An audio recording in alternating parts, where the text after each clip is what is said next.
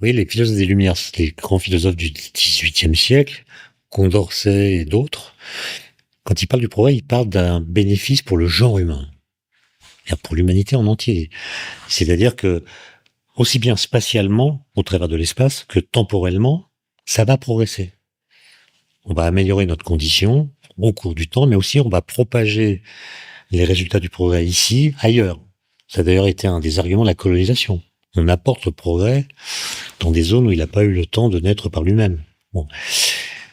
Alors qu'aujourd'hui, je pense qu'il y a au contraire l'idée que tout le monde ne va pas pouvoir s'en tirer.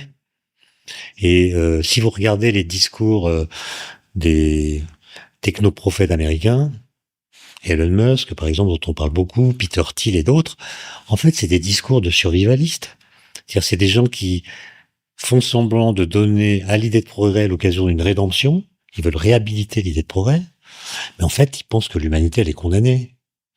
Ils se construisent des bunkers et puis ils rêvent d'aller sur Mars. Et donc, ce progrès-là, entre guillemets, qui est entièrement basé sur la technologie et même sur l'hybridation entre l'homme et l'artifice, c'est un progrès, entre guillemets, qui ne bénéficiera pas à l'humanité tout entière.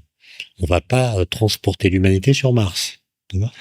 Et donc il y a quelque chose qui relève de ce que j'appelais tout à l'heure le survivalisme. C'est-à-dire, c'est le constat implicite, et parfois explicite d'ailleurs, que l'humanité est fichue, sauf pour ceux qui s'en sortiront. Et ça contredit complètement la philosophie des Lumières de l'idée de progrès.